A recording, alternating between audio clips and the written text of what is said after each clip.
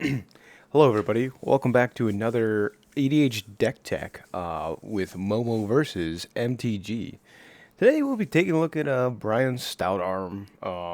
Anything but a fling, as like Tulare Community College says. But yeah, it's a flinging deck in Boros colors. So of course we have Brion Stoutarm for 2 mana, and Boros we get a legendary creature, giant warrior, lifelink. Red, sacrifice another creature.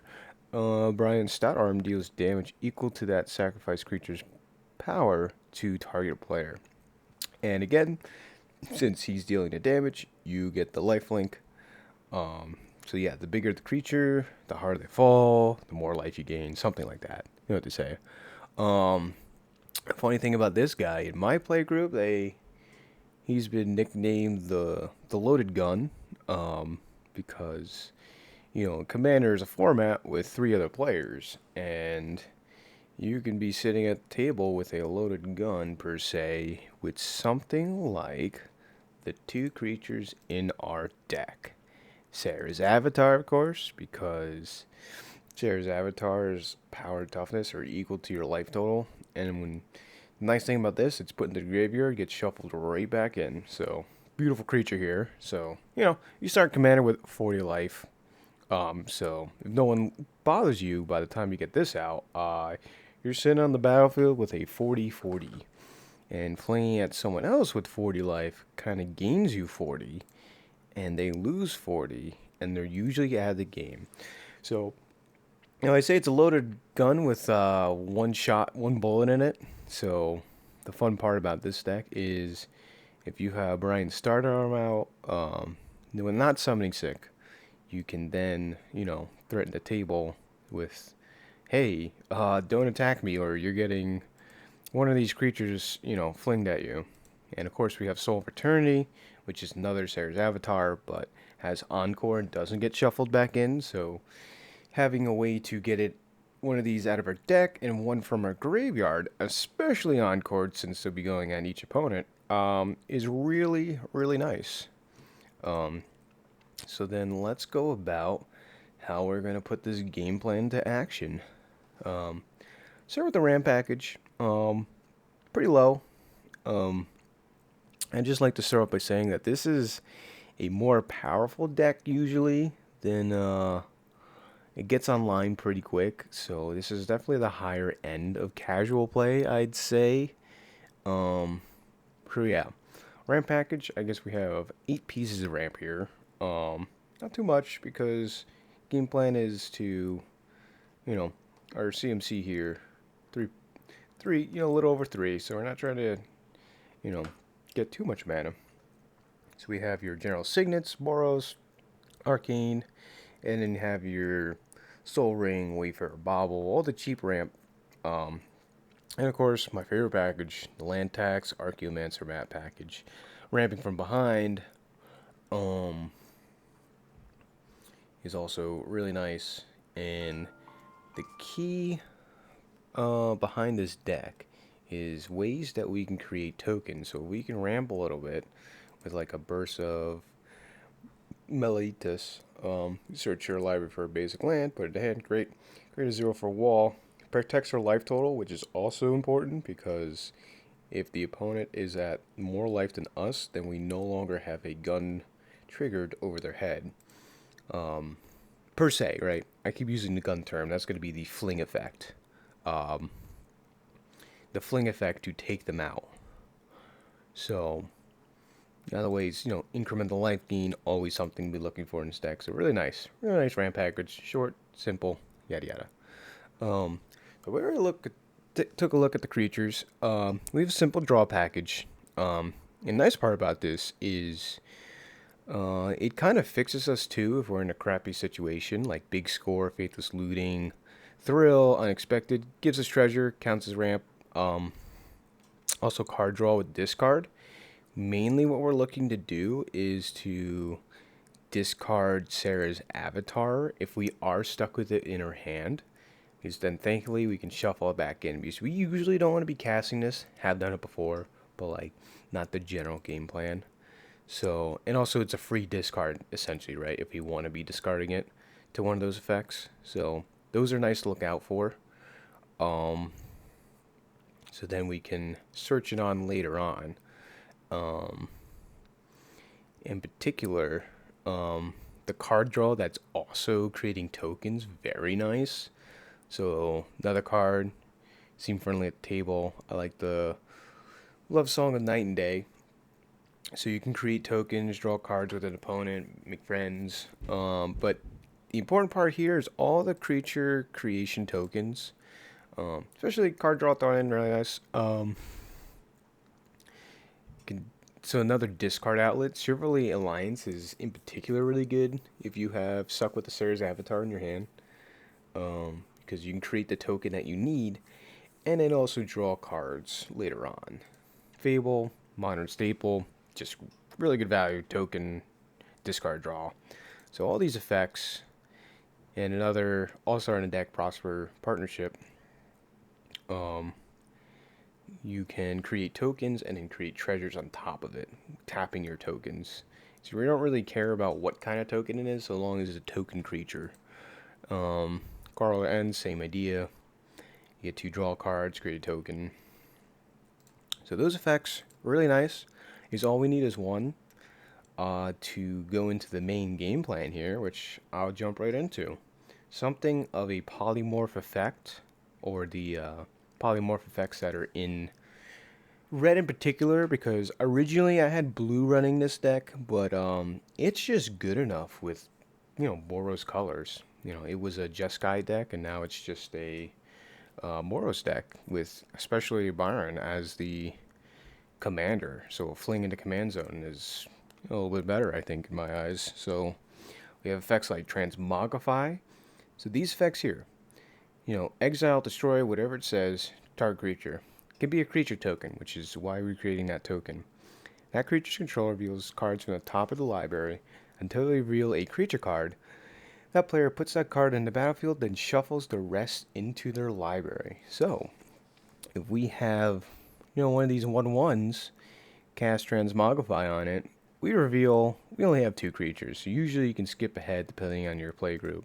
A Serra's Avatar or a Soul of Eternity. We have one of these hit the board just from casting that spell on, a little token. And so long as you have a Rand mana up and a Brion Stoutarm on the table, you're in position with the loaded gun.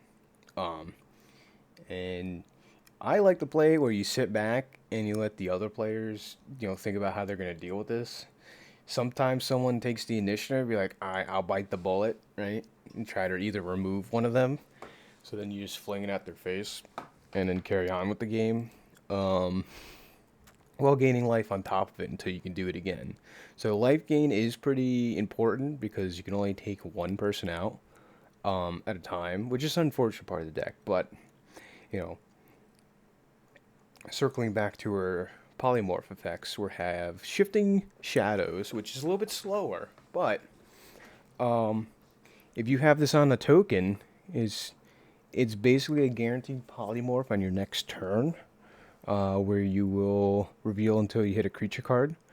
If it's on one of your tokens, it's pretty unfortunate if they remove the token, but it is a token.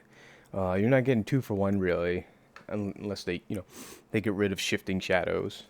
So it's not too big of a deal, but it's a cheaper polymorph effect, which is nice, especially a permanent base one. And then I have all the effects that I could find. Luca, Indomitable Creativity, I think a Modern Staple. Guff's Rewritten History is a fun one because you have to do for each player. Choose target non-enchantment, non-land permanent that player controls. So I guess it could be an artifact or a creature. And then everyone gets to do this effect, but it's a cheaper one and it's an instant, which is very important. Because they reveal until they hit a permanent that shares a type.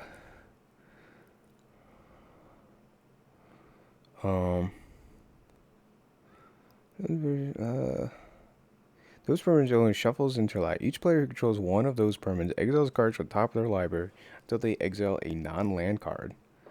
Then puts the rest. Okay. So Gus rewritten history is a little bit different. Maybe I have to take a look at this again. I don't know if it works, but the rest work.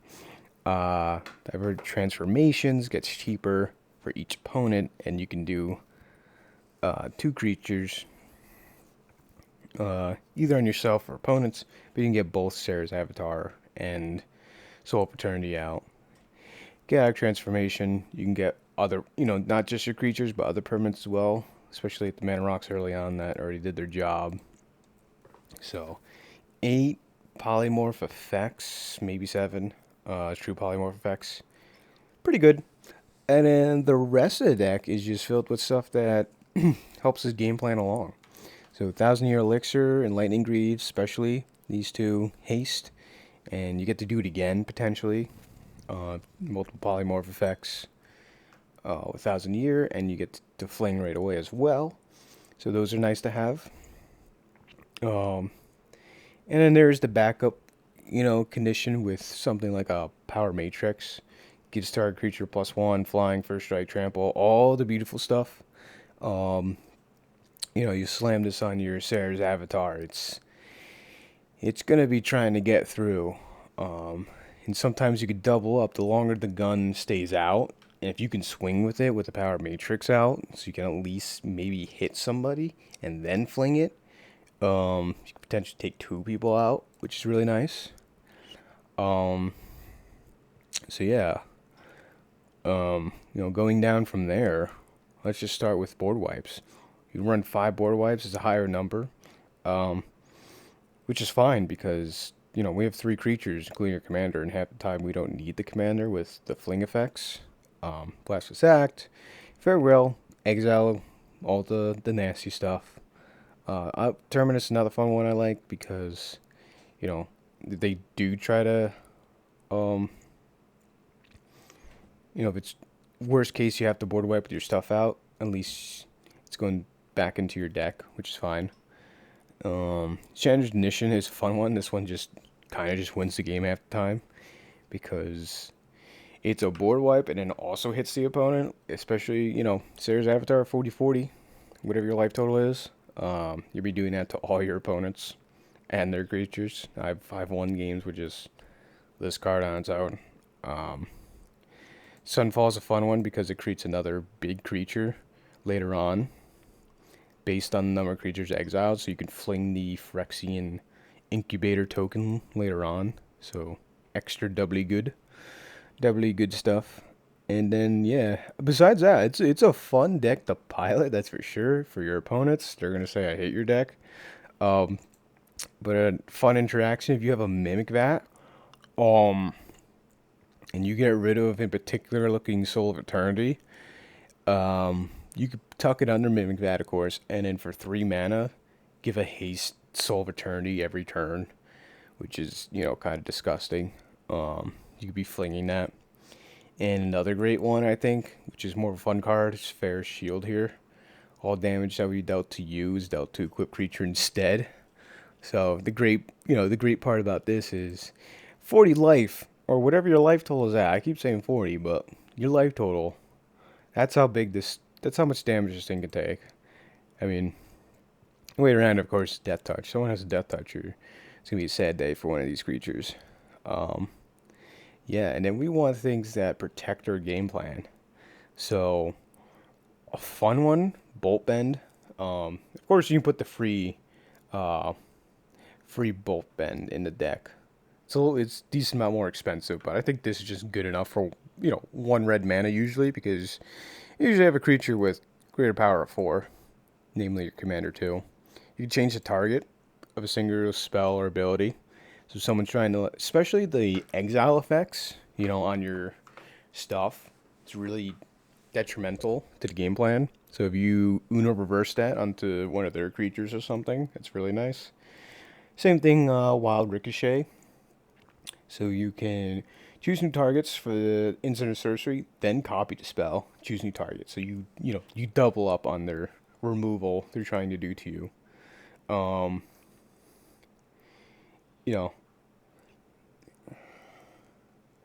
and Bolt Bend's funny because its ability as well So if someone else is running a Fling deck, you can change that ability onto them, per se, you know.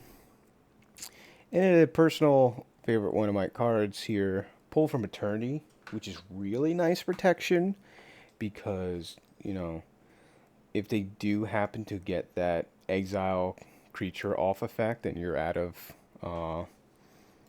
your creature's equal to your life total, Pull from Eternity can put it back into the graveyard, whether it be Soul of Eternity or Serra's Avatar. Either get shuffled back in or sit there in the graveyard to encore later on. Is very nice, right? Especially the encore ability itself will exile this card. So a lot of people think, oh, it's going to get exiled at least for the encore. It's no longer, there's no way to get it back. Then you pull up Eternity, you know, encore again later on. So really, really sweet in this deck. And besides that, we're looking for ways to gain life, of course.